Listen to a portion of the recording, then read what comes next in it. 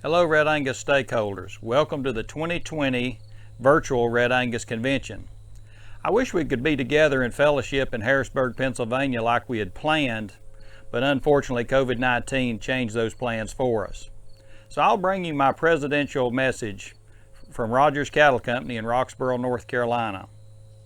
As I thought about what I wanted to talk to you about today, I began to reflect on my time on the board. I've served on the Red Angus board for 9+ years now, and a lot of folks are saying, well, how can you serve that many years?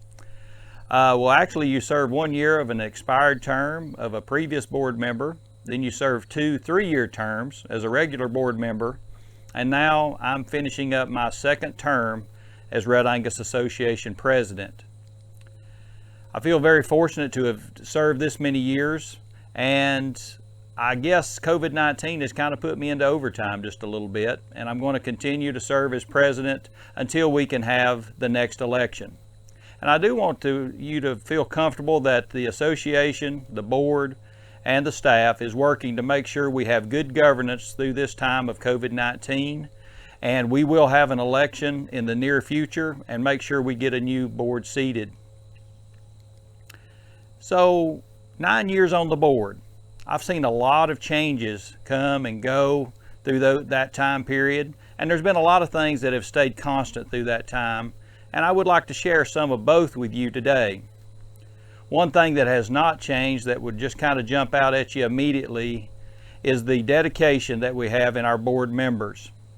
All the previous board members I've served with, as well as the current board, have been very dedicated in their service to the association. They spend countless hours checking emails, going to board meetings, on conference calls, so you can feel very good about the fact that your board members are fully support your association, and they spend the time necessary to make sure we have good governance and make good decisions.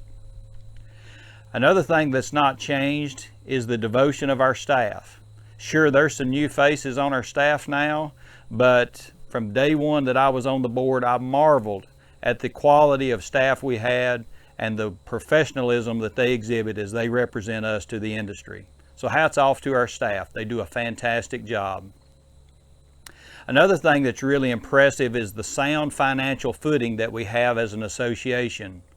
Under the leadership of the Finance Committee, led by Jeff Pettit, our association treasurer, they do a fantastic job of making sure our investments are yielding great returns and that we're in a secure financial position moving forward. Our marketing team has been busy going to bull sales, as well as participating, signing up commercial producers in the FCCP program. It continues to grow to new heights and gain tremendous industry acceptance. You can tell commercial cattlemen love the yellow tag because it gives them age, source, and genetic verification all in one package. It's really interesting to watch Kim Heller work with the JRA. She is developing the next generation of young people and industry leaders in agriculture. So hats off to Kim for the job she does and doing a wonderful, wonderful job with our juniors. So those are some things that have held constant while I've been on the board. Now there's been some things that have changed, quite a few things that have changed, and I guess as we approach change, we kind of see that as maybe a negative thing, and quite frankly, in the short term, some changes are negative. But over the long haul, they turn out to be very good.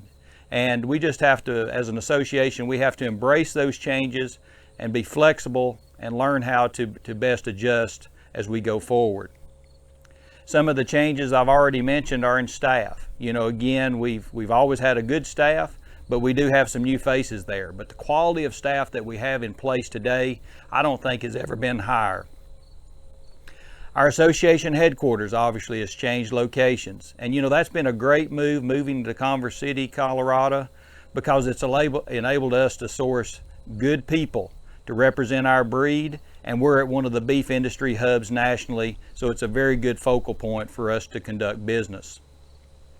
Our genetic tools have continued to evolve, and I guess if you think about a beef cattle genetic evaluation, there's never going to be a perfect one. It will continue to evolve and adapt and adjust, and our evaluation is no different. I'm proud to announce that this fall we will have the release of new beef cattle selection indexes for the Red Angus breed.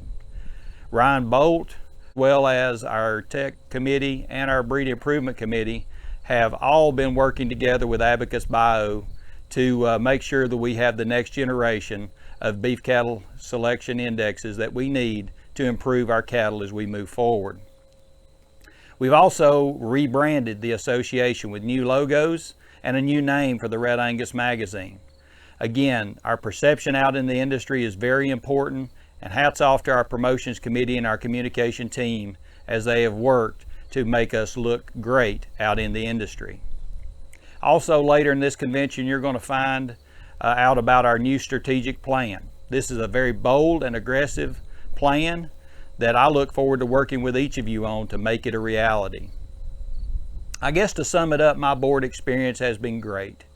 It has enriched my life both personally and professionally in ways that I could hardly ever imagine. You know, and there's going to continue to be changes as we move forward. In fact, our industry is probably going to change faster now and in the future than it ever has before. We must remain flexible and adaptive as we deliver products and programs and services to our commercial stakeholders. Congratulations on an outstanding year, Red Angus breeders. I hope to see you soon, and thank you for the opportunity to serve the Red Angus Association of America.